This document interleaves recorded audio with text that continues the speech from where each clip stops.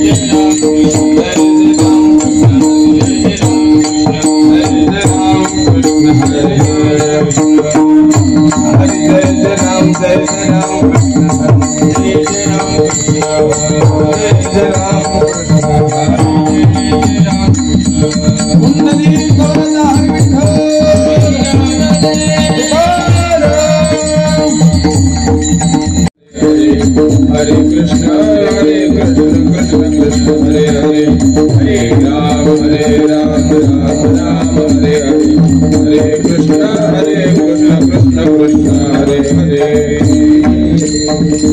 पुंडरीक वरद हरी विठ्ठल, श्री ज्ञानदेव तुकाराम, पंढरीनाथ भगवान की जय। धर्माचे पालन करणे पाखंड खंडन, हेची आम्हा करणे काम, बीज वाढवावे नाम, तीक्ष्ण उत्तरे हाती घेऊन बाण फिरे, हेची आम्हा करणे काम, बीज वाढवावे नाम। तुका म्हणे समागमे नाही भीड भार, नाही भीड भार, तुका म्हणे साना थोर, हेची आम्हा करणे काम, बीज वाढवावे नाम। महायोग पीठे तटे भीम रथ्यां, वरं पुंडरीकाय दातुं मुनीन्द्रै, समागत्य तिष्ठन्तमानन्दकन्दं, परब्रह्मलिङ्गं भजे पाण्डुरङ्गं। नमामि सद्गुरुं शान्तं सच्चिदानन्द विग्रहं, पूर्णब्रह्म परानन्द मीशमानन्दिवल्लभं, शरणागत दीनार्ते परित्राण परायणे, सर्वस्यारति हरे देवी मुक्ताबाई नमोस्तुते। सद्गुरुनाथ महाराज की जय। स्व प्रस्थापित करून आपली विश्वासार्हता लोकांच्या मनामध्ये आढळ ठेवण्यासाठी अखंड अव्याहतपणाने आणि नित्य कराडमध्ये चालू असणारा, जवळपास गेल्या 14 वर्षापासून चालू असणारा हा यशवंत महोत्सव, यशवंत बँकेकडनं हा महोत्सव साजरा होतोय। जवळपास 50 वर्ष या बँकेला पूर्ण झालेली आहेत।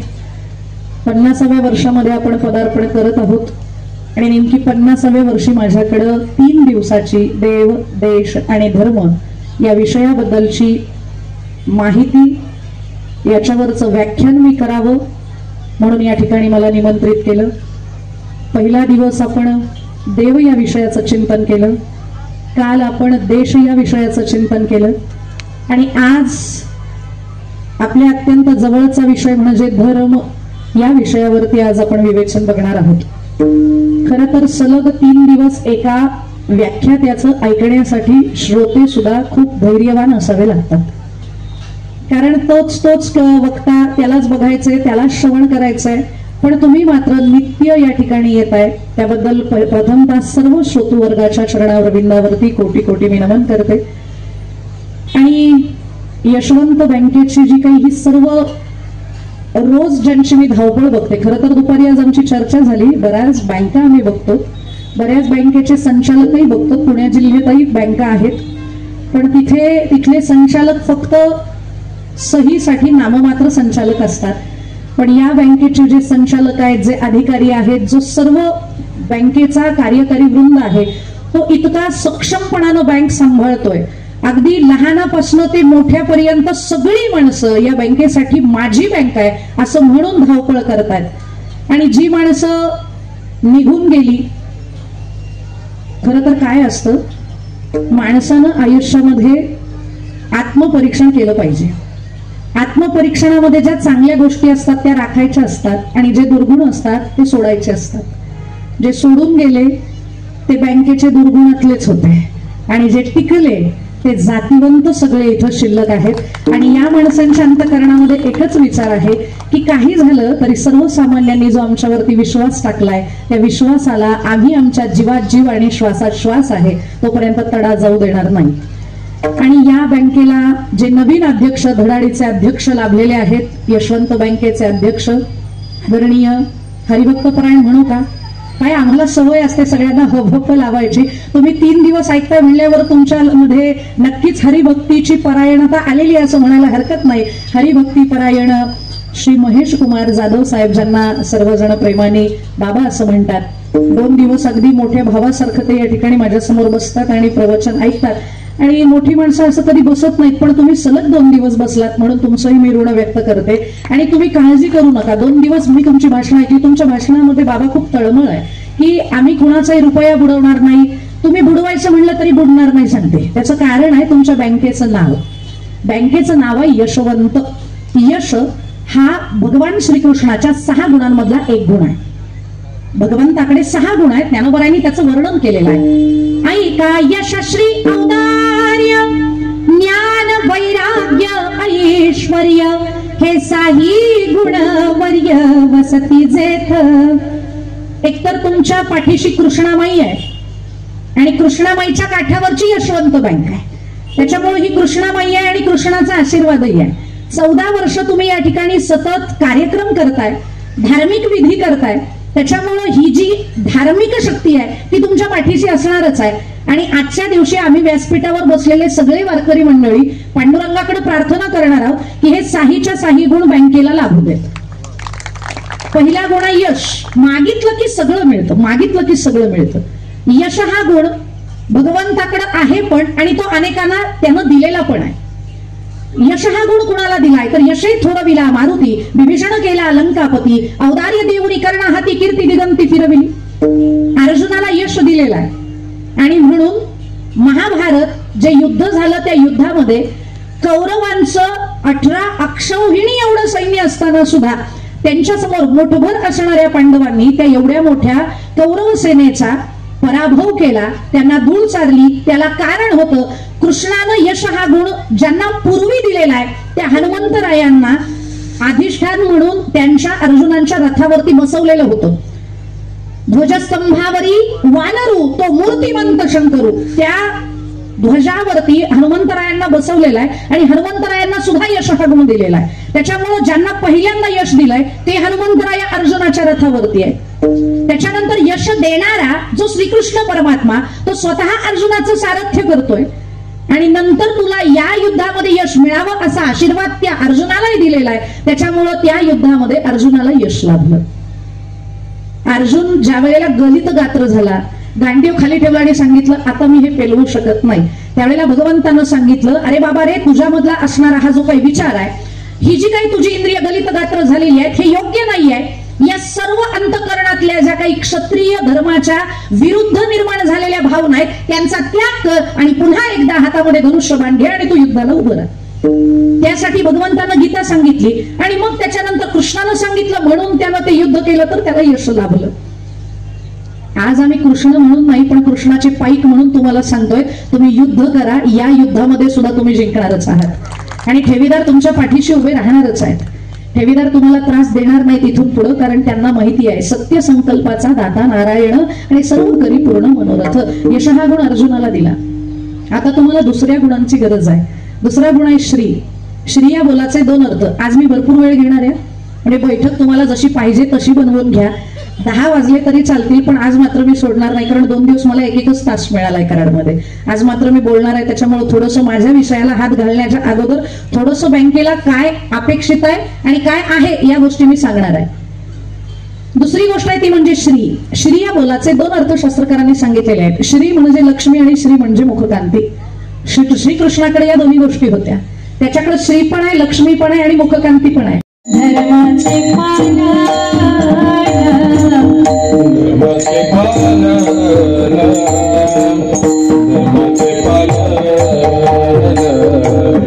धर्माचे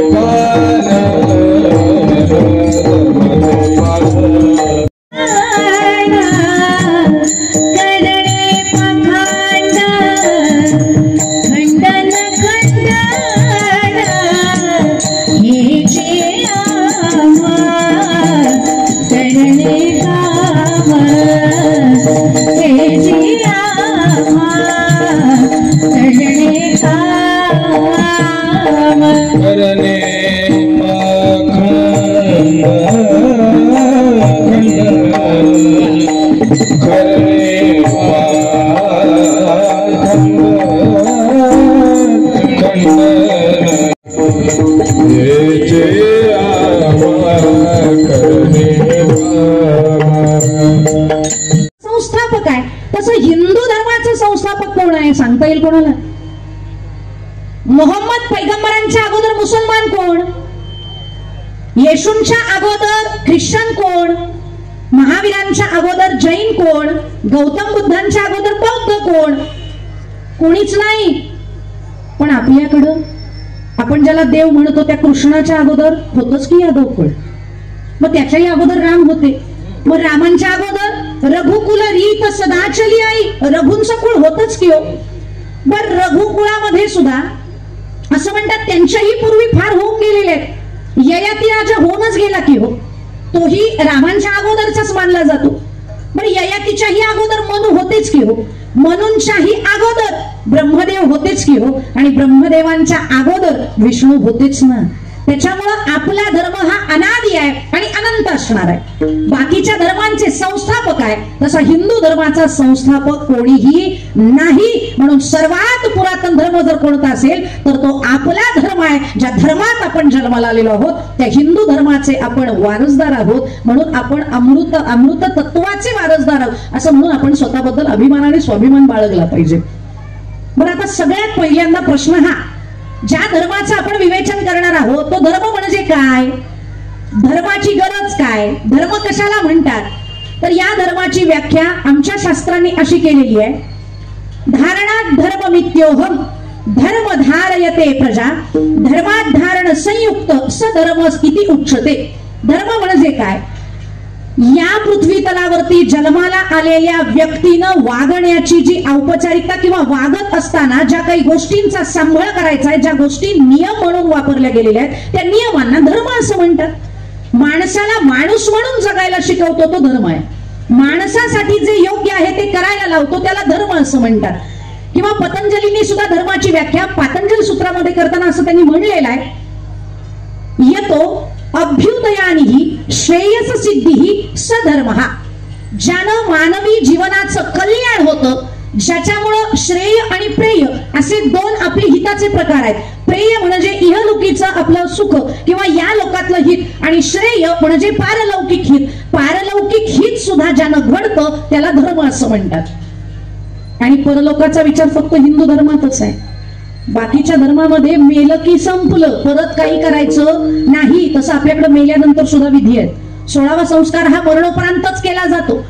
अग्निदाग असेल, रक्षा विसर्जन असेल, अगदी पिंडदान विधी असेल, माळेचा विधी असेल किंवा पुण्यस्मरण असेल, श्राद्ध असेल, या सगळ्या विधी ज्या आपण करतो ना ते मरणोपरांत करतो. त्याच्यामुळे आपल्याकडे मरणोपरांत सुद्धा संस्कार आहेत. तिथं सुद्धा धर्म आपल्याला काही ना काही करायला सांगतो. पुनर्जन्म आपल्या धर्मानं मान्य केलेला आहे, अनेकांना त्याचा अनुभव आहे आणि संत सुद्धा याला मान्यता देतात. आम्ही वैकुंठवासी, ज्या अर्थी तुकोबा म्हणतात आम्ही वैकुंठवासी आहोत, त्या अर्थी तुकोबांचा सुद्धा हा पुनर्जन्म आहे. आणि जर तुकोबांचा पुनर्जन्म आहे तर पुनर्जन्म आपल्याला मान्य करावा लागेल. त्याच्यामुळे आपला धर्म पारलौकिक हिताचा सुद्धा विचार करतो. म्हणून श्रेयस सिद्धी ज्याला प्राप्त होते त्याला धर्म असं म्हणा. बरं, आता काही जण म्हणतील त्या धर्मानं काय होतं? या धर्मानं आतापर्यंत काय काय केलेलं आहे ते सांगता येईल का? या धर्मानं काय केलं नाही ते सांगा. कृष्णानं म्हणून तर आपल्याला जाहीरपणानं सांगितलेलं आहे, सर्व धर्मान परित्यज्य मामेकम शरणं व्रज. सर्व धर्माचा त्याग करा आणि मी ज्या धर्मामध्ये जन्माला आलोय त्या धर्माचा स्वीकार तुम्ही केला पाहिजे. बाकीचे धर्म त्याज्य आहेत असं मी नाही म्हणणार, पण किमान आपला धर्म आपण त्यागू नये. आपला धर्म तो आपण अगदी आनंदानं, अभिमानानं, स्वाभिमानानं आपण पाळला पाहिजे. त्या धर्माला सोडून इतर धर्मामध्ये जाण्याचा विचार नाही केला पाहिजे. खरं तर काय ना, धर्माचा विचार करताना मला एक जण मध्ये म्हणला की अरे बापरे, हिंदू धर्माची फार वाईट परिस्थिती आहे आणि हिंदू धर्मावरती फार आक्रमण होत आहेत, परदेशीय लोक येतात आणि इथं धर्मावरती आघात करतात, त्या धर्मांतरण घडवून आणतात, त्याच्यामुळं आपण बऱ्यापैकी आपल्या लोकांना माघारी आणलं पाहिजे. आपण काळजी करतोय पण कृष्णाला सुद्धा काळजी असेलच की हो. त्या कृष्णानं काय केलं माहितीये का? बॅलन्स देव म्हणून कृष्णाकडे बघितलं जातं. आणि असं का म्हणते त्याचं कारण आहे का? पूर्वी लोक बाहेर देशातली इथं यायची, इथे येऊन आदिवासी पाड्यांमध्ये जायची आणि आदिवासी पाड्यांमध्ये लोक जाऊन पैसे दे, घर थोडंफार काहीतरी पुरव आणि मग नंतर त्यांचं धर्मांतरण घडवून आणा. अशा पद्धतीनं धर्मांतरण करवायची. कृष्णानं विचार केला, माझी माणसं जय जय राम कृष्ण हरी, जय जय राम कृष्ण हरी, जय जय राम कृष्ण हरे, जय जय राम कृष्ण हरे, जय जय राम कृष्ण हरी, जय जय राम कृष्ण हरी, जय राम कृष्ण हरे, जय जय राम कृष्ण हरे, जय जय राम कृष्ण हरी, जय जय राम कृष्ण हरी, जय जय राम कृष्ण हरी, जय जय राम कृष्ण हरी, जय जय राम कृष्ण हरे, जय जय राम कृष्ण हरे, जय जय राम कृष्ण हरी, जय जय राम कृष्ण हरे. चला, आज आमच्या कीर्तनाला एक धर्माचार्य पण उपस्थित आहेत. विठ्ठल महाराजांचं आगमन या ठिकाणी झालेलं आहे आणि विठ्ठल पाहुणा आला माझ्या घरा. आता लिंबलोण करायला कोणी नाही, पण आपण वाचनच म्हणूयात, लिंबलोण करा बाई यांनो. आणि बऱ्याचदा विश्व हिंदू परिषदेच्या कार्यक्रमाला, संघाच्या कार्यक्रमाला महाराज जे आमच्या बरोबर असतात, क्वचितच त्यांचं आज कीर्तन ऐकण्याचा योग आला असेल माझा. कृष्णाला मी विषय सांगत नाही, संजू बाबा तुम्ही नाही, कृष्ण बाबाचं चाललंय. हा कृष्ण इतका वेडा वाकडा वागलाय, त्यानं कुठलाच नियम हयातीत पाळला नाही. बरं, जन्माला ज्या तिथीला आला ती तिथी सुद्धा विक्षिप्त. अष्टमी, 8चा पाडा म्हणा, 8 एके 8, 8 दुने 16, 1 6 7, एकानं घटला. 8 त्रिक 24, 2 4 6, एकानं घटला. 8 चौक 32, 3 2 5, एकानं घटला. 8 पंचे 40, 4 0 4, एकानं घटला. आणि 8 7 48, 4 8 12, तिपटीनं वाढला. याचा काही नेमच नाही. त्याच्यामुळे हा दिसायला जरी फार साधा दिसत असेल तर त्याच्या दिसण्यावरती जाऊ नका. त्यानं कित्येक तरी घरवापसी केलेली आहे. आम्ही आमच्या लोकांच्या घरवापसी करून नवल नाही, त्यानं थेट त्यांच्या प्रदेशात घुसून घरवापसी केलेल्या आहेत. म्हणून त्याला कृष्ण असं म्हणतात, म्हणून त्याला जगद्गुरु असं म्हणतात. अख्ख्या जगानं ज्याला गुरु म्हणून मान्य केलेला आहे. कृष्ण वंदे जगद्गुरु आणि त्या कृष्णाच्या धर्मात आपण जन्माला आलेली माणसं आहोत. मग आपल्याला अभिमान असायला पाहिजे की त्या कृष्णाच्या धर्माचे आम्ही पाईक आहोत. म्हणून आपणच धर्म बदलू नये हो, आपण आपल्या धर्माबद्दल अभिमान पाळला पाहिजे. आणि हेच तुकोबा सांगतात धर्माचे पालन. पण पालन करायचे म्हणजे काय करायचंय? करणे पाखंड खंडन. आमचा धर्म किती चांगला आहे, आमच्या धर्मामध्ये आल्यानंतर काय काय होतं. मध्ये तर जामचं पाणी पाजून धर्म बदलला लोकांनी की हे येशूचं पाणी आहे, ते पिल्यानंतर तुम्ही पवित्र व्हाल, तुम्ही जर या ठिकाणी याल, आमच्या धर्मात याल तर तुम्ही पवित्र व्हाल. आणि सगळ्यांना पवित्र करणाराच माझा कृष्ण आहे. एक वृंदावनचे इस्कॉनचेच एक साधू आहेत.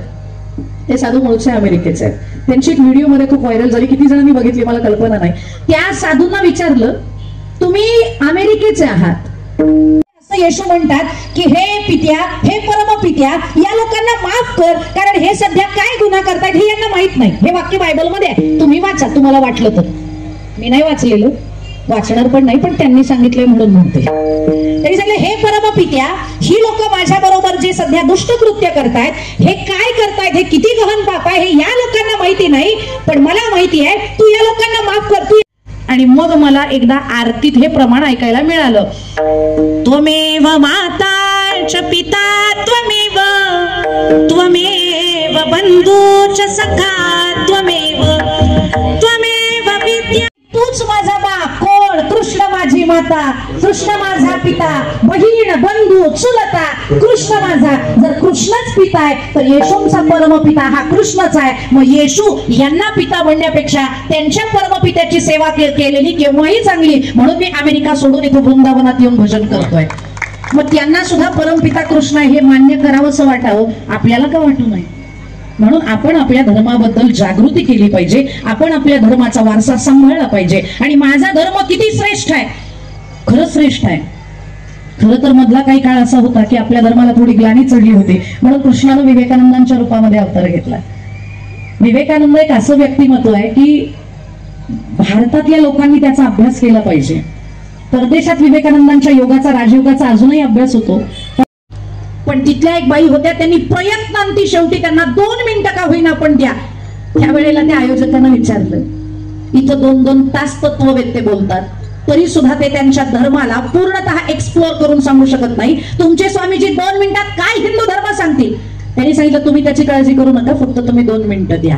त्यांना 2 मिनिटच पुरतील. आणि मग त्या 2 मिनिटाची व्यवस्था झाली. बोलवताना पण पहिल्यांदा बोलवलं नाही, व्यासपीठावरती बोलवलं तेही सगळ्यात शेवटी.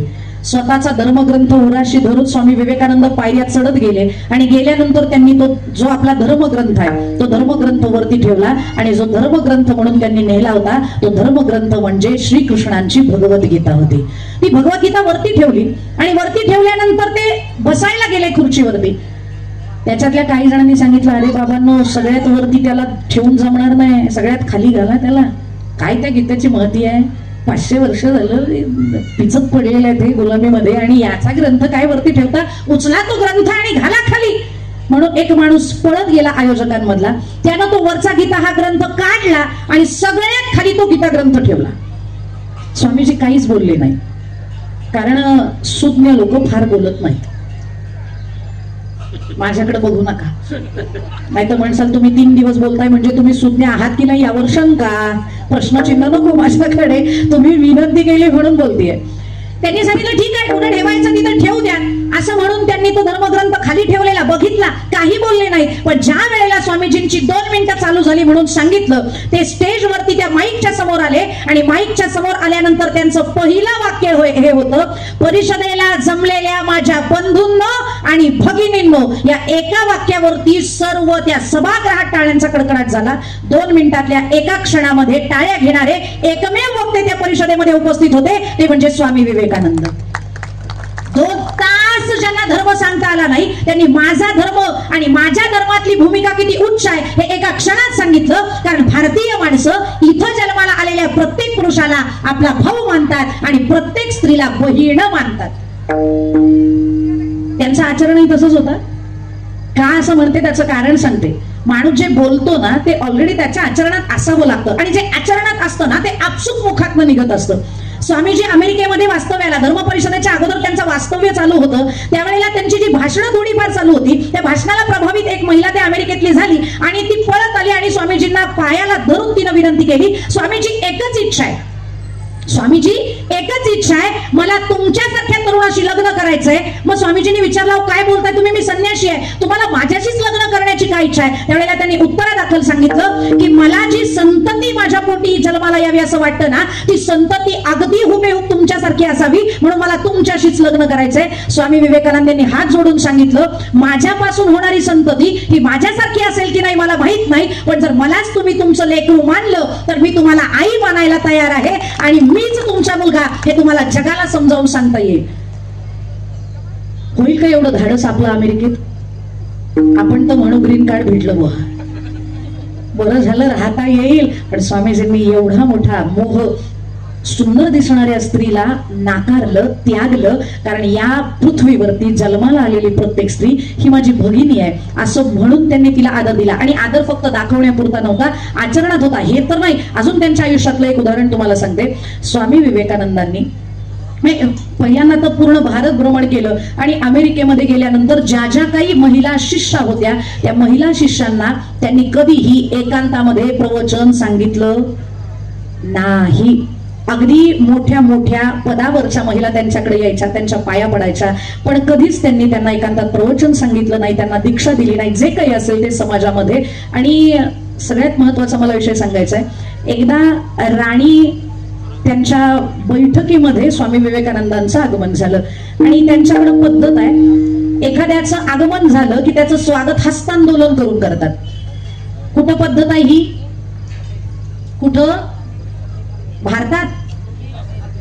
आता भारतातही कोणी आलं की हात धरा, गदा हलवा. पण नेमकं तुला हलवून सोडणार आहे, तुला भंडावून सोडणार आहे असं म्हणायचा उद्देश असतो की काय? कोण असतो? हात धरायची काय गरज आहे? प्रणाम करा, तुमच्यामधल्या ब्रह्मतत्वाला माझा नमस्कार असो असं म्हणून प्रणाम करणं योग्य आहे. पण सगळेजण हस्तांदोलनच करतात का? पाश्चात्य संस्कृती. स्वामी विवेकानंदांच्या हातामध्ये हात देण्यासाठी त्या राणीनं हात दिला, त्यावेळेला त्यांनी हात जोडले आणि नमस्ते असं म्हणल्यावरती त्याही प्रभावित झाल्या, त्यांनीही नमस्ते केलं. आणि पुढे निघून गेल्यानंतर त्यांच्या अमेरिकेतल्या एका व्यक्तिमत्वानं त्यांना विचारलं, राणीजींचा हात हातात मिळावा यासाठी अनेक जण प्रयत्न करतात, तुम्हाला तो नशिबानं मिळाला होता पण तुम्ही हस्तांदोलन न करता त्यांना नमस्ते केलं, असं का? त्यावेळेला त्यांनी असं सांगितलं की ज्या भूमीमध्ये मी जन्माला आलोय, ज्या धर्मात मी जन्माला आलेलो आहे, त्या धर्मामध्ये आम्हाला प्रत्येक स्त्री ही माता मानली जाते आणि आमच्याकडे आईला हस्तांदोलन करण्याची पद्धत नाही तर आईला प्रणाम करण्याची पद्धत आहे, हे सांगणारा माझा धर्म आहे. त्याच्यामुळे मी यांच्यामध्ये सुद्धा माझ्या मातेला बघितलं आणि मी हस्तांदोलन न करता त्यांना नमस्कार केला. फक्त बोलणं नसावं तर बोललेलं आचरणात आणण्याची काळाची गरज असते, ते त्यांनी केलं. आणि अख्ख्या जगभरामध्ये हिंदू धर्म किती श्रेष्ठ आहे हे सांगण्याचं कार्य विवेकानंदांनी 1893 साली केलेलं आहे. आणि किती वर्षात केलं हो? आपली 100 येते तरी सुद्धा आपल्याला धर्म कळत नाही. पण 1863 सालीचा जन्म आणि 1902 साली तर परलोक गमन आहे. अवघ्या 39 वर्षामध्ये त्यांनी फक्त धर्मासाठी कार्य केलं, काम केलं. मग आपण करू शकणार नाही का? आताच्या पिढीला माझा हा प्रश्न आहे. स्वामी विवेकानंदांचे फोटो फक्त 12 जानेवारीला स्टेटसला लावून जमणार नाही. 12 जानेवारी त्यांचा जन्मदिन आहे म्हणून आपण तो युवक दिन म्हणून साजरा करतो, फक्त त्यांच्या जयंतीला तो फोटो लावून जमणार नाही. तर 365 दिवस आपल्या अंतःकरणामध्ये स्वामी विवेकानंद असले पाहिजे आणि त्यांनी जे जे केलं ते आपण केलं पाहिजे. फक्त त्यांना अभिवादन करून जमणार नाही, तर त्यांचं जे आयुष्य आहे ते माझ्या आयुष्यामध्ये मला उतरवता येतंय का याच्यासाठी आपण प्रयत्न केला पाहिजे.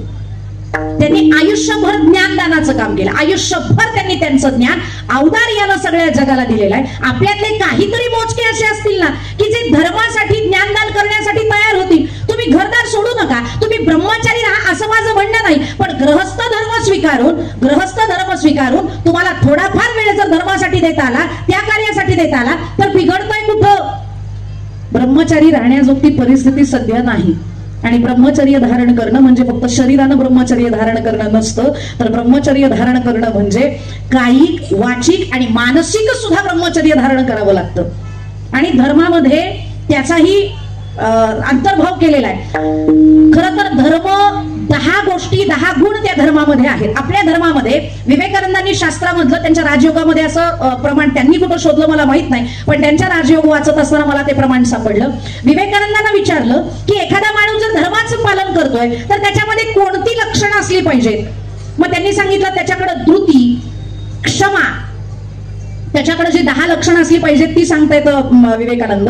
त्याच्याकडे धृती असली पाहिजे, त्याच्याकडे क्षमा असली पाहिजे, त्याच्याकडे शम असला पाहिजे, त्याच्याकडे आस्तेय असलं पाहिजे, त्याच्याकडे धीर असला पाहिजे, त्याच्याकडे धीरवीर्य हा त्याच्याकडे धीर असलं पाहिजे, त्याच्याकडे शौच असलं पाहिजे, त्याच्याकडे तप असलं पाहिजे, त्याच्याकडे अक्रोध असला पाहिजे आणि त्याच्याकडे सत्य असलं पाहिजे. हे जर गुण त्याच्याकडे असतील तर तो धर्माचा पालक आहे समजा.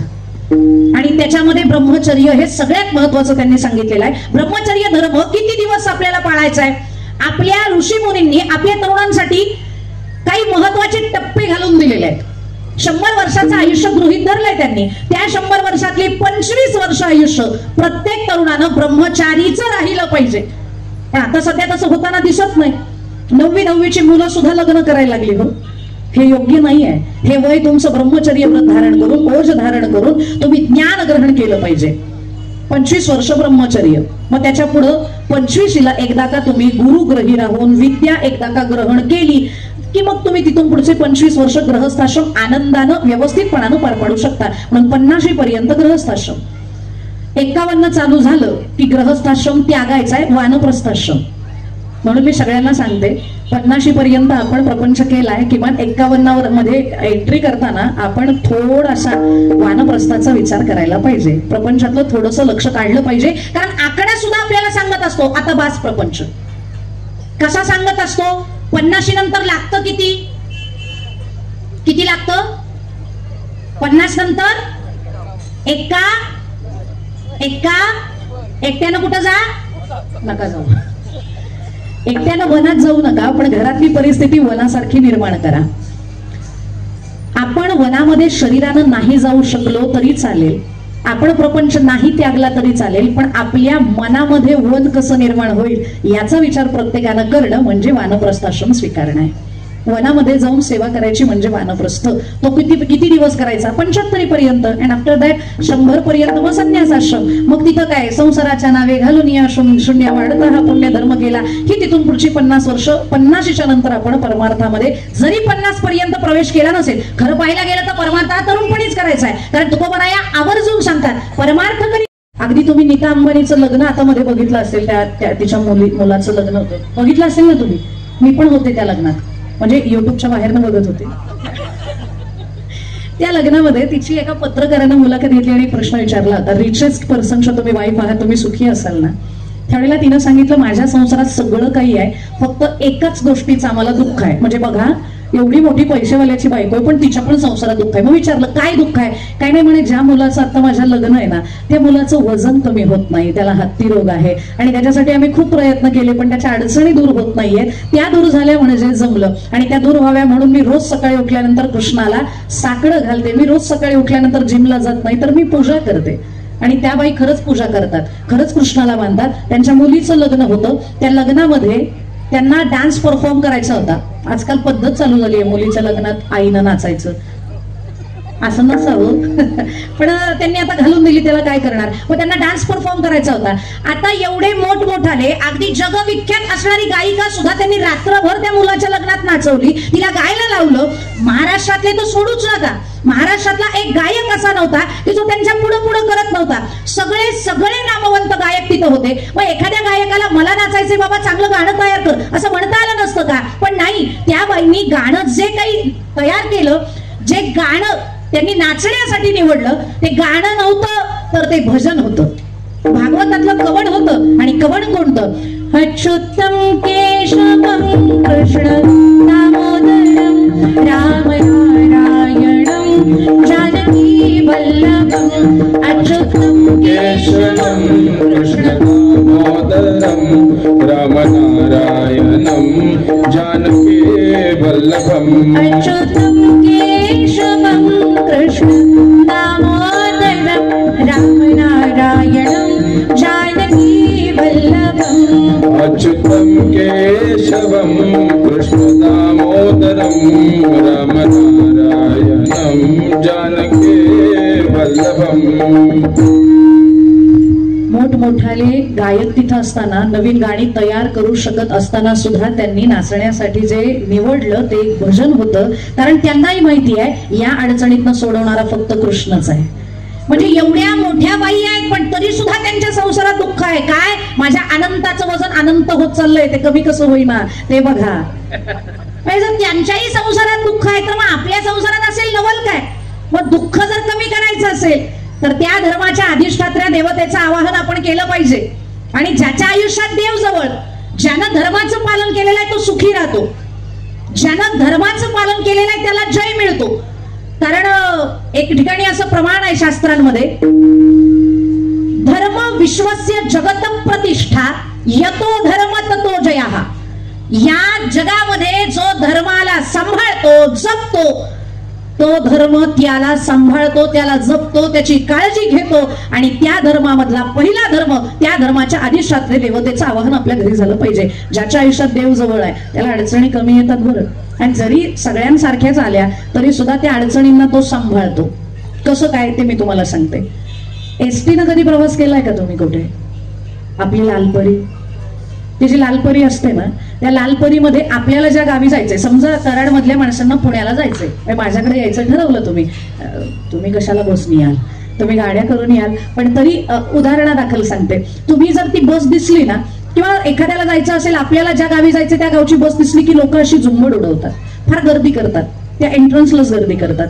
आणि एंट्रन्स मध्ये गर्दी करणाऱ्यांच्या फक्त मनात एकच विचार असतो की मला सीट भेटलं पाहिजे. आणि तेही कुठलं भेटलं पाहिजे? शेवटचं भेटलं पाहिजे. शेवटच ना नको, भेटावं तर पुढचं भेटावं. का? कारण पाठीमागचं सीट म्हणजे घडोघडीला वैकुंठ गमन आहे. जा वरती ये खाली, जा वरती ये खाली. त्याच्यामुळे भेटावं तर ते पुढचं भेटावं. बरं, त्या पुढच्या सीटावरती बसल्यानं फायदा काय होतो? दोन फायदे होतात. There are two types of benefits. Which one? पहिला फायदा असा आहे, पहिल्या सीटवर बसणाऱ्याला सस्पेन्शन चांगलं मिळतं. जो ड्रायव्हर पासून लांब बसतो ना त्याला प्रचंड त्या सस्पेन्शन नसल्यामुळं गाडीची आदळापट सहन करावी लागते. त्याच्यापेक्षा थोडा पुढे बसणारा जरा बरा, त्याच्यापेक्षा अजून पुढे थोडा बरा, आणि थेट ड्रायव्हरच्या जवळ बसलेला त्याला इतकं चांगलं सस्पेन्शन मिळतं, त्याला अजिबात प्रवास केल्यासारखा वाटत नाही. हा पहिला फायदा. आणि दुसरा फायदा असा होतो, जर यदा कदाचित त्या ड्रायव्हर काकांना कळलं ना की पुढचा ट्रकवाला त्याचा तो ताबा सुटलेला आहे, तो तोल गेलेला आहे, आणि काही झालं तरी तो आता येऊन माझ्या अंगावरती दड.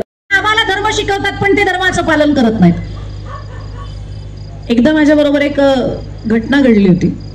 नाशिकला कीर्तनाला जाताना बोटा नावाचं एक गाव लागतं, तिथं काही अशा शालेय मुली होत्या. त्या मुली 5-6 जणी एका माणसाला अशा उचलून रस्त्याच्या पलीकडे ठेवत होत्या. म्हणजे तो असा बिनधास्त पडलेला, त्याला त्यांनी उचललं आणि रस्त्याच्या कडेला आणून टाकलं.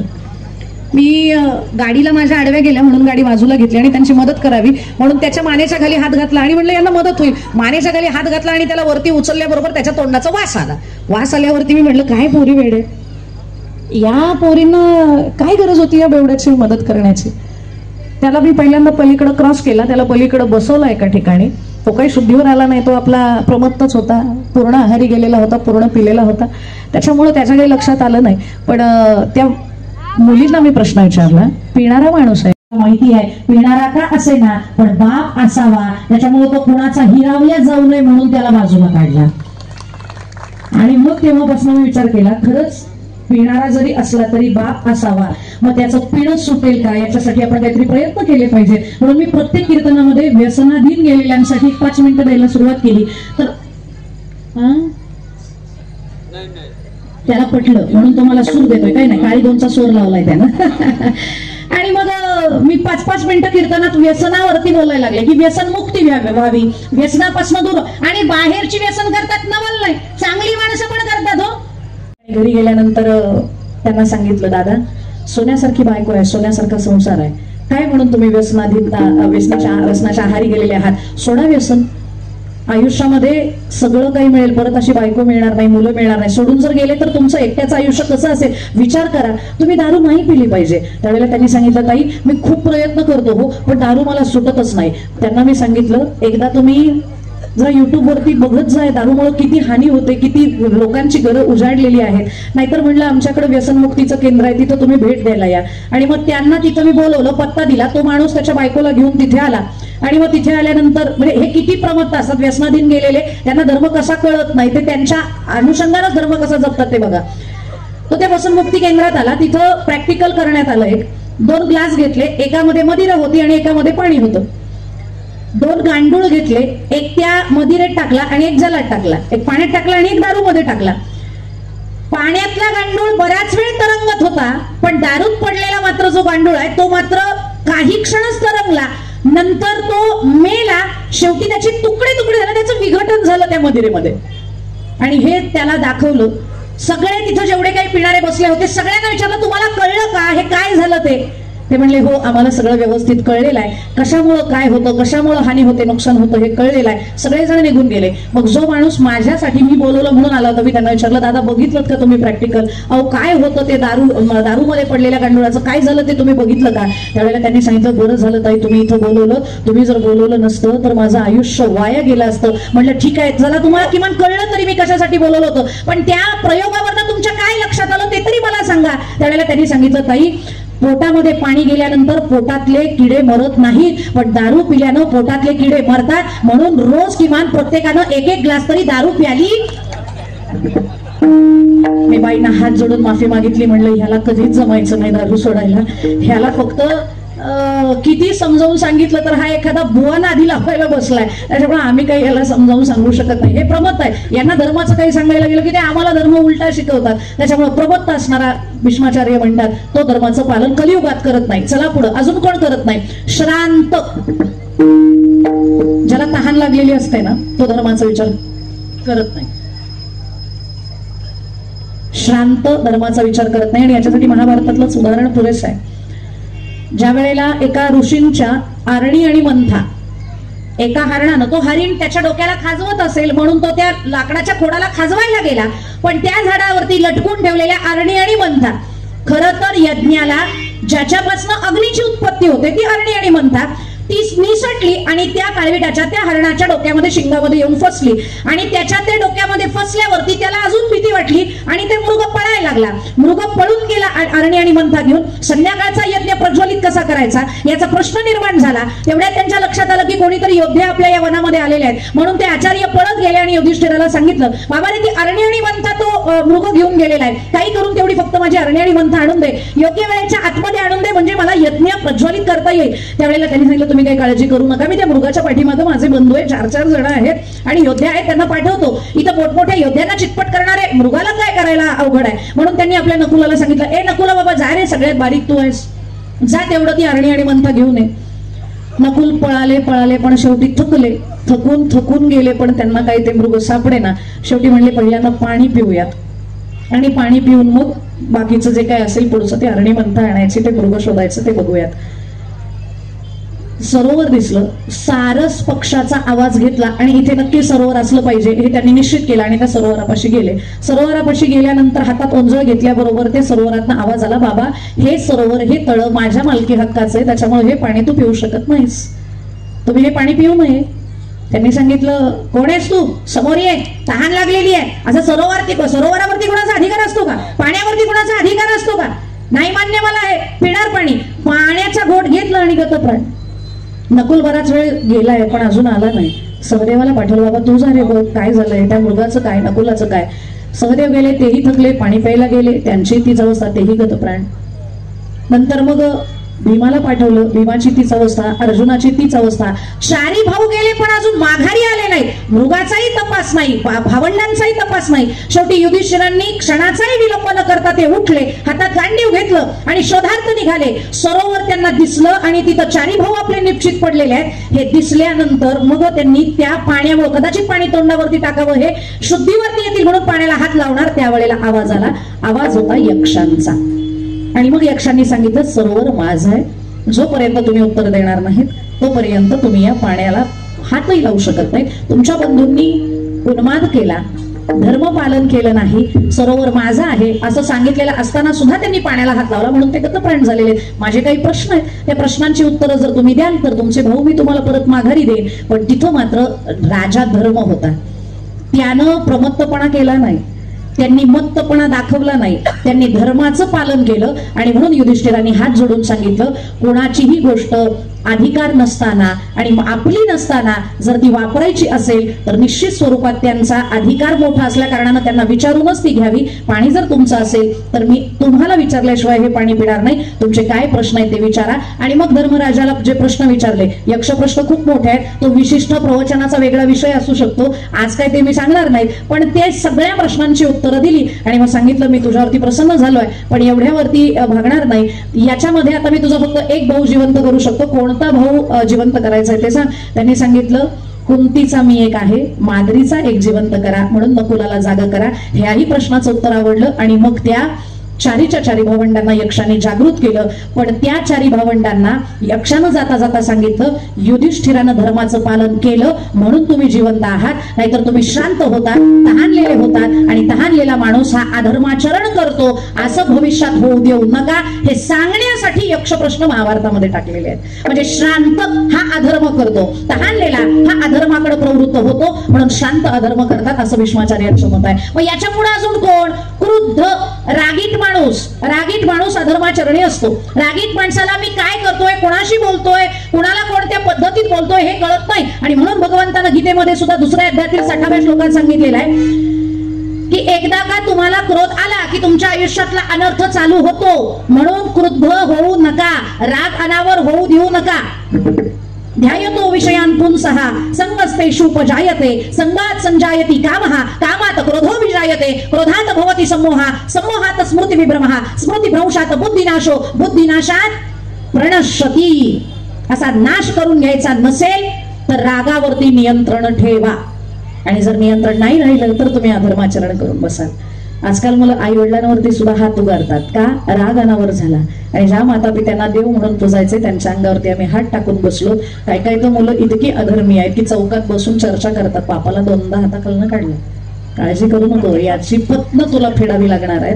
हा अधर्माचरणाचाच भाग आहे. हे का घडलं? कारण क्रोध अनावर झाला, म्हणून क्रुद्ध हा पुढचा प्रकार सांगितलेला आहे. मी आतापर्यंत तुम्हाला 5 प्रकार सांगितले, ऐकताय ना व्यवस्थित? अधर्म कोण करतं, धर्माचं पालन कोण करत नाही? मत्त, उन्मत्त, प्रमत्त, श्रांत आणि क्रुद्ध. आता 6वा बुभुक्षित, ज्याला भूक लागलेली आहे तो अधर्माचरण करतो. मी पहिल्या दिवशी पण सांगितलं धर्म काय, जेवायला बसल्यावरती पहिल्यांदा ते संतांना अर्पण करावं, गुरुला अर्पण करावं, देवाला अर्पण करावं आणि मग आपण ते खायचंय. जर आपण या सगळ्यांना ते अर्पण न करता खात असू, भूक लागली आहे बुवा आज काय पाणी फिरवायला वेळ नाही, मग लगेच खायला चालू केलं, हे अधर्माचरण आहे. आणि हे का घडलं? कारण तो बुभुक्षित आहे, कारण तो भुकेलेला आहे. याच्या पुढं अजून कोण अधर्माचरण करतो असं भीष्माचार्यांचं मत आहे? त्वरमाणस्य. त्वरमाणस्य म्हणजे जो घाईत आहे तो अधर्माचरण करतो. आता रोजच्या जीवनातलं उदाहरण सांगते. इथं बसलेल्या निम्म्या लोकांनी तरी सिग्नल तोडले असतील, पण सिग्नल रोज नाही तोडत आम्ही. कधी तोडतो? घाई असेल की मरुदेना जाऊ दे, 1000 गेलेले चालतील पण तो सिग्नल तोड, पण चल बाबा. तर माणस्य घाईत असला की माणूस हे अधर्माचरण करतो. आजकाल खरं तर घाईत कोणीच नसतं, पण तरी अधर्माचरण करतात, तरी सुद्धा सिग्नल तोडतात. आणि हे सिग्नल तोडणारे धर्म पालन करणारे असूच शकत नाही, ते अधर्मीच. पण घाईमध्ये एखाद्या वेळेला अधर्म होतो, म्हणून त्वर माणस्य. पुढं लब्धस्य, जो लोभी आहे त्याच्याकडनं अधर्माचरण होतं. दुसऱ्याचं मला यावं ही भावना ज्याच्या अंतःकरणात आहे ना, तो दुसऱ्याचं ओरबाडून घेण्यासाठी काहीही विचार करत नाही. बऱ्याचदा तुम्हाला अनुभव पण आला असेल, ऍक्सिडेंट जर रस्त्यावरती हायवेवरती झाला असेल ना, तर बरीच लोक अशी असतात की जी तिथं गोळा होतात, पण गोळा झालेल्यांमधली काहीच माणसं त्या माणसाच्या मदतीसाठी आलेली असतात, काही माणसं पाकिट बघायला आलेली असतात. त्याच्या अंगावरच्या अंगठ्याच काढून घेतील, पाकिट काढून घेतील. का? लुब्धस्य, अधर्म आहे. दुसऱ्याचं घेणं, दुसऱ्याचं ओरबाडणं हे चुकीचं आहे, पण ते करावंसं वाटलं का? कारण लोभ आडवा आला. आणि असं म्हणतात, आमचे गुरुवर्य सांगतात की लोभी माणूस आहे ना, लोभी माणूस हा कायम अधर्मीच आहे. कारण त्याचा लोभ पूर्ण झाला तरी तो अधर्माचरणच करतो, आणि त्याचा लोभ जर अपूर्ण राहिला तरी तो अधर्माचरणच करतो.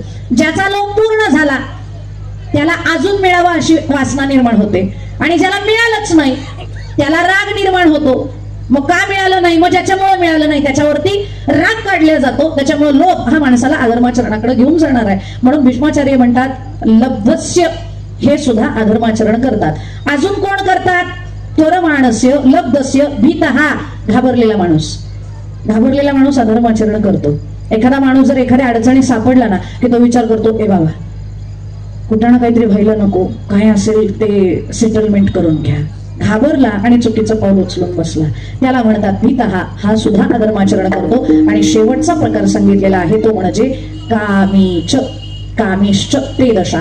कामी मनुष्य हा कायम अधर्माचरण करतो. आणि याच्यासाठी मोठं उदाहरण संप्रदायात आपल्याला सांगितलेलं आहे. इंद्रा पडली भग, चंद्र झाला काळा, नारद चुकला चाळा भजनाचा. कशामुळं? कामामुळं.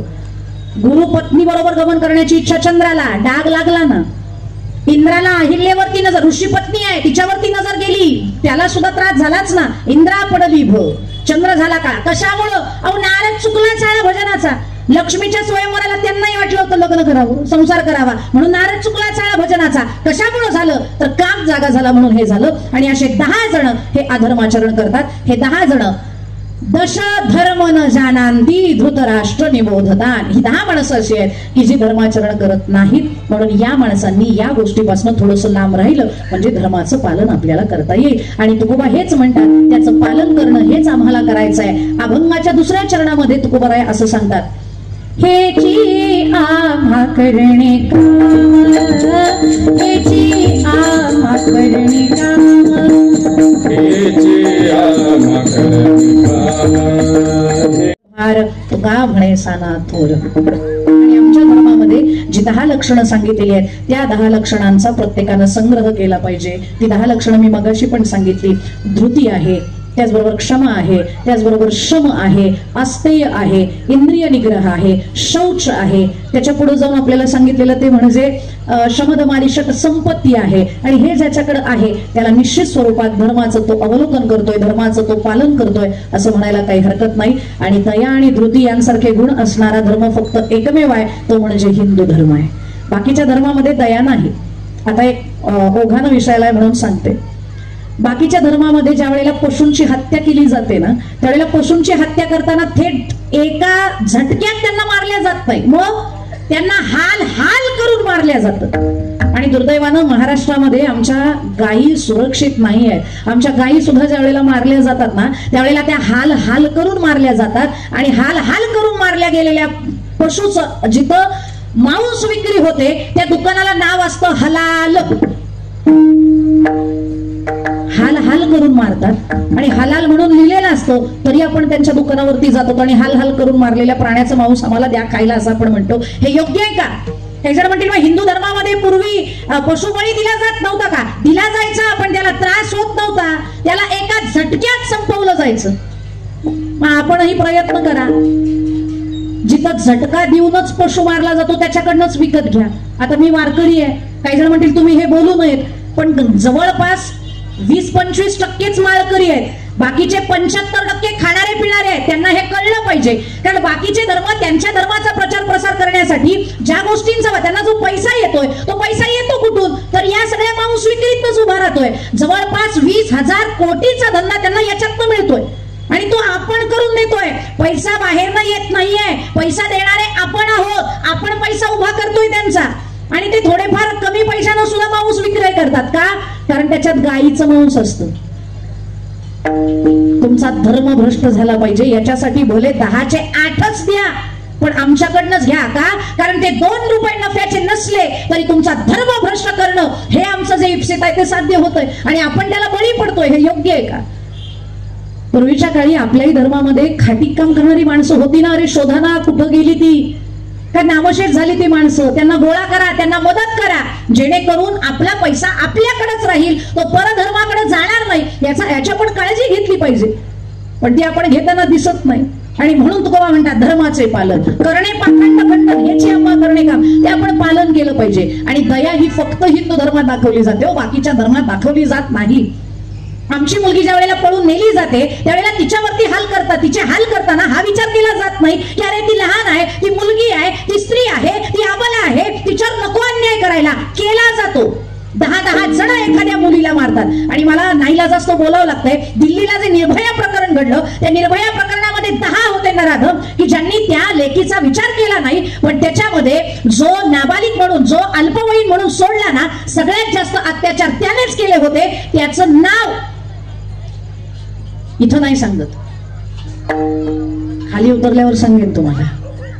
फक्त त्याचा धर्म आणि त्या धर्मातल्या माणसाला वाचवलं पाहिजे म्हणून त्या शेख नावाच्या मुलाला वाचवलं. अजूनही त्याला पोलीस प्रोटेक्शन मध्ये ठेवलेला आहे जेणेकरून त्याचा कोणी घात करू नये. आणि सगळ्यात जास्त अत्याचार त्या माझ्या निर्भयावरती कोणी केले होते ना तर त्या अल्पवयीन मुलानं केले होते. त्यांच्याकडे लहान मुल जरी असेल ना तरी त्याला हलाल कसं करायचं हे शिकवलं जातं, तसं आमच्या धर्मात शिकवलं जात नाही. आमच्याकडं नारीची पूजा करायला सांगितलेली आहे. यत्र नारी असतु पूज्यन्ते रमन्ते तत्र देवताः. जिथं नारीची पूजा केली जाते तिथं देवता रममाण होतात. म्हणून नारी ही आपल्यासाठी देवी आहे असं म्हणून तिची पूजा करा हे सांगणारा माझा धर्म आहे. आणि त्या धर्माचे पालन करणे पाखंड खंडन हेची आम्हा करणे काम. याचा विचार आपण केला पाहिजे.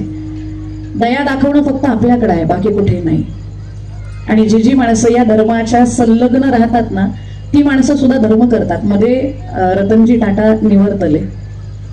रतनजी टाटांसारख्या माणसानं धर्म केला आणि तो धर्म करण्याचं कारण एक साधू होते असं त्यांनी सांगितलं. काय त्यांच्या आयुष्यात घडलेला प्रकार आहे तो सांगते. रतनजी टाटा ज्या वेळेला गेले त्या दिवशी त्याच्यानंतर बऱ्याचशा काही क्लिप फिरत होत्या, काही माहिती फिरत होती आणि एक सकाळला बातमी आली होती. रतनजी टाटा जाण्याच्या अगोदर त्यांचा एक कलिग त्यांच्या ऑफिसमध्ये गेला, म्हणजे बॉम्बे हाऊसला ते जिथं बसायचे तिथं गेला आणि त्यांना सांगितलं की सरजी काही शिक्षक आपल्याकडे आलेले आहेत, अपंगांचे शिक्षक आहेत आणि त्यांना थोडीफार मदत करावी तुम्ही अशी त्यांची इच्छा आहे. मग त्यांनी सांगितलं की त्यांना काय माझ्याकडनं अपेक्षित आहे ते सांगा, एक्सपेक्टेशन्स काय आहेत त्यांच्या. त्यावेळेला त्यांनी सांगितलं की त्यांच्याकडे 500 अपंग विद्यार्थी आहेत तर त्या 500च्या 500 मुलांना नाही पण किमान त्याच्यातल्या 100 विद्यार्थ्यांना त्या व्हीलचेअर ज्या असतात त्या त्यांना मिळाव्यात अशी एक छोटीशी त्यांची मागणी आहे. टाटाजींनी त्यांना सांगितलं तुम्ही 5 मिनिटं बसा, मी व्यवस्था काय होती का ते बघतो. त्यांना बाहेर बसवलं, एक फोन केला आणि ज्यांनी हा प्रस्ताव ठेवला होता पुन्हा त्यांना बोलवलं आणि त्यांना सांगितलं शिक्षकांनी माझ्यापर्यंत येण्याची गरज नाही, उद्या सेम टायमिंगला त्यांना बॉम्बे हाऊसला बोलवा, त्यांच्या आपण मागण्या पूर्ण करूयात. हे ऐकल्यानंतर त्यांना आनंद झाला. ते बाहेर गेले, त्या शिक्षकांना टाटाजींचा निरोप सांगितला. दुसऱ्या दिवशी पुन्हा त्याच सेम टायमिंगला 12-12:30 वाजता ते बॉम्बे हाऊसला आले आणि शिक्षकांनी विचारलं काल टाटा सरांनी बोलवलं होतं. मग टाटांनी निरोप त्या कलिगच्या मार्फत पोहोचवला त्यांच्याकडे. त्या कलिगला पहिले बोलवा. त्या माणसाला बोलवण्यात आलं आणि त्यांनी विचारलं झाली आहे का व्यवस्था. त्यांनी सांगितलं खाली 5 ट्रक आहेत, त्या 5 ट्रकमध्ये 100 नाही तर 500 व्हीलचेअर आपण त्यांच्यासाठी उपलब्ध करून दिलेले आहेत. त्या 500च्या 500 व्हीलचेअर त्यांना नेऊन द्या. आणि मग असं म्हणल्यानंतर ते फार आनंदित झाले. त्यांनी त्या शिक्षकांनाही सांगितलं. मग शिक्षकांनी अजून एक छोटीशी विनंती केली की ज्या माणसानं आमच्यासाठी एवढे प्रयत्न केलेले आहेत त्या व्यक्तीचे पाय आमच्या आश्रमाला लागावे अशी आमची इच्छा आहे. ते 2 मिनिटासाठी जरी आले तरी आम्हाला समाधान वाटेल, त्यांना तुम्ही बोलवाल का. तर त्यांनी सांगितलं अवघड आहे पण मी प्रयत्न करतो, मी विनंती करू शकतो, मी तुमची मागणी त्यांच्यापर्यंत पोहोचवू शकतो. त्या शिक्षकांनी अशी मागणी केली. हे ऐकल्यानंतर टाटाजींनी क्षणाचाही विलंब न करता सांगितलं हो मी त्यांच्याकडे जायला तयार आहे, फक्त कोणत्या वेळेत यायचंय ते सांगा. ते म्हणजे जमत असेल तर आपण थेट अर्धा तास आता जाऊयात आणि काही विद्यार्थ्यांना आपण तो दानाचा जो विषय आहे तो तुमच्या हातानं काही जणांना देऊयात म्हणजे मग त्यांना समाधान वाटेल. टाटाजींनी लगेच गाडी घेतली आणि स्वतः ड्राईव्ह करत ते त्या आश्रमापर्यंत गेले. हार्डली 1.5 किलोमीटरच्या अंतरावरती तो आश्रम आहे. तिथं ते गेले आणि प्रातिनिधिक स्वरूपात किमान एक 100 जणांना नाही तर 10 जणांना तरी तुम्ही त्या व्हीलचेअर वाटाव्यात म्हणून टाटाजींच्या समोर त्या 10 व्हीलचेअर मांडल्या आणि टाटाजींना मध्ये उभं केलं. काही विद्यार्थ्यांना त्यांनी उचलून त्या व्हीलचेअरवरती शिक्षकांनी बसवलं. पण व्हीलचेअरवरती बसल्यानंतर ती मुलं इतकी आनंदित झाली की आमच्या पाठीमागं कोणीतरी भला मोठा बडा उद्योजक उभा आहे हे त्यांच्या लक्षातच राहिलं नाही. आणि त्या व्हीलचेअरवरती बसल्याबरोबर ती आनंदानं बागडायला लागली, फुलपाखरासारखी आनंद व्यक्त करायला लागली. शेवटी शिक्षकांनी सगळ्यांना गोळा केलं, परत एका ठिकाणी आणलं. अरे बाबा त्यांच्याबरोबर फोटो काढायचे, त्यांच्याबरोबर आपल्याला बोलायचंय, संवाद साधायचा आहे. त्यांच्या चर्चा झाल्या, त्यांच्या गप्पा झाल्या आणि मग नंतर एका पत्रकारानं त्यांना विचारलं की तुम्ही हे सगळं का केलं. त्यावेळेला त्यांनी एक उत्तर दिलं, मला याच्यातनं मी फार मोठेपणा केला हे दाखवायचं नव्हतं पण इथे एक वेगळा अनुभव माझ्या गाठीशी माझ्या पदरात पडलाय आणि तो अनुभव मी कधीच विसरू शकत नाही. मग काय अनुभव होता तुमचा. त्यावेळेला टाटाजींनी त्यांना सांगितलं की मला सुख लागावं, मला आनंद मिळावा म्हणून मी अख्खं जग फिरलो पण मला आनंद मिळाला नाही. अगदी टाटा ग्रुप ऑफ इंडस्ट्रीचा चेअरपर्सन झालो तरी मी एवढा खुश नव्हतो.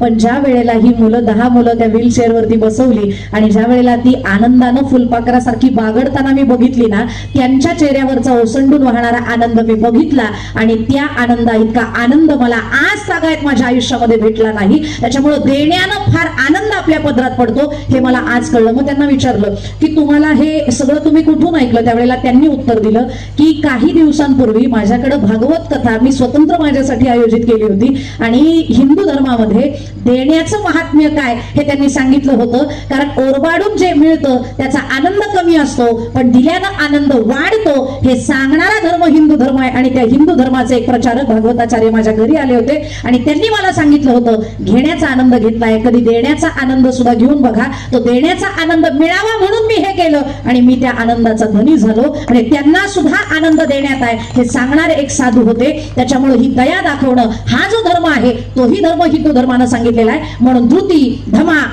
धृती आणि क्षमा दया हा आमच्या हिंदू धर्माचा भाग आहे. तो इतर धर्मामध्ये तुम्हाला अगदी क्वचितच बघायला मिळेल. या धर्माचं पालन आपण प्रत्येकानं केलं पाहिजे.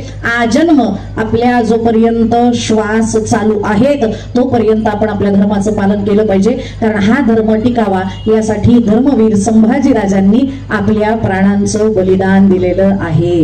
आणि बलिदान सहज लीलया दिलेलं नाही तर हाल हाल होऊन त्यांना मारलंय आणि ते त्यांनी मरणही पत्करलं. त्याला फक्त एकच कारण होतं, ते कारण म्हणजे माझा धर्म वाचला पाहिजे, धर्माचं रक्षण करणारा मी आहे. जर मी एकट्यानं धर्म बदलला तर माझा अख्खं स्वराज्य धर्मांतरित व्हायला वेळ लागणार नाही. म्हणून राजानं योग्य तो निर्णय घेतला पाहिजे. म्हणून त्यांनी मरणाला आपलंसं केलं पण त्यांनी आपला धर्म बदलला नाही. आणि त्या धर्मासाठी ज्या धर्मासाठी शंभूराजांनी आपल्या प्राणांचा त्याग केलाय त्या धर्माचं पालन आपण सगळ्यांनी करणं हे आपलं कर्तव्य नाही का? म्हणून हेच आम्हा करणे काम बीज वाढवावे नाम. आणि या धर्माचं पालन करत असताना नाही भीड फार तुका म्हणे साना थोर, भीती बाळगू नका.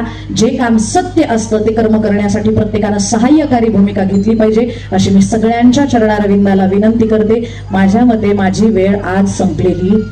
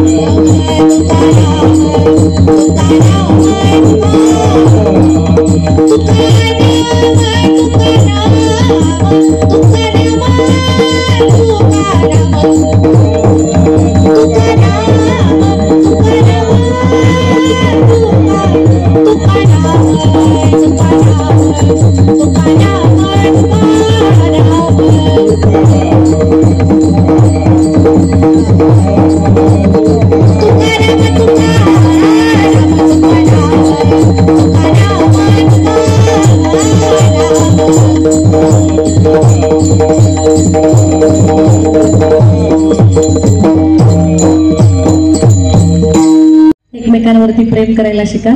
जे प्रेम करतात ते कायम अजरामर होतात। आजही वृंदावनात गेलं ना की प्रेम करणारीच नाव घेतलं जातं, ज्याच्यावर तिनं प्रेम केलं तिचं नाव नाही घेतलं जात। वृंदावनात गेल्यावर बघा, तिथे गेल्यावर लोक असं नाही म्हणत जय श्री कृष्ण, नाही, तिथं सगळे म्हणतात राधे राधे।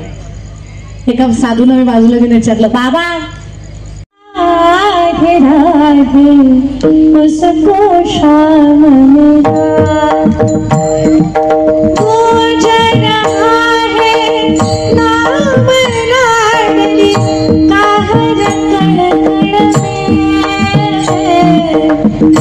राधे राम सुनाई देवे कृष्ण की धड़कन में, राधे जी को नाम को सुनकर मुरझा फूला वृंदावन की गलन गली में बस एक नाम मिला, जिसने बोला राधे राधे उसको शाम मिला, जिसने बोला राधे राधे उसको शाम मिला। राधे श्याम श्याम श्याम राधे राधे, राधे कृष्ण कृष्ण कृष्ण राधे राधे, राधे श्याम श्याम श्याम राधे राधे। विठ्ठल विठ्ठल विठ्ठल विठ्ठल विठ्ठल विठ्ठल विठ्ठल विठ्ठल विठ्ठल विठ्ठल विठ्ठल विठ्ठल विठ्ठल विठ्ठल विठ्ठल। श्री ज्ञानदेव श्री तुकाराम, श्री ज्ञानदेव श्री तुकाराम, श्री ज्ञानदेव श्री तुकाराम, श्री ज्ञानदेव श्री तुकाराम, श्री ज्ञानदेव श्री तुकाराम, श्री ज्ञानदेव श्री तुकाराम, श्री ज्ञानदेव श्री तुकाराम, श्री ज्ञानदेव श्री तुकाराम, श्री ज्ञानदेव श्री तुकाराम, श्री ज्ञानदेव श्री तुकाराम, श्री ज्ञानदेव श्री तुकाराम, श्री ज्ञानदेव श्री तुकाराम, श्री ज्ञानदेव श्री तुकाराम, श्री ज्ञानदेव श्री तुकाराम, श्री ज्ञानदेव श्री तुकाराम, तुकाराम तुकाराम तुकाराम तुकाराम तुकाराम तुकाराम। पुंडरीक वरद हरी विठ्ठल श्री ज्ञानदेव तुकाराम, पंढरीनाथ भगवान की जय, माऊली ज्ञानेश्वर महाराज की जय, श्रीमंत जगद्गुरु तुकाराम महाराज की जय, ब्रह्मचित्कलादी शक्ति मुक्ताबाई माते की जय, सियावर प्रभु रामचंद्र भगवान की जय, पवन सुत हनुमान की जय, नमः पार्वती पतये शिव हर हर महादेव। छत्रपति शिवाजी महाराज की धर्म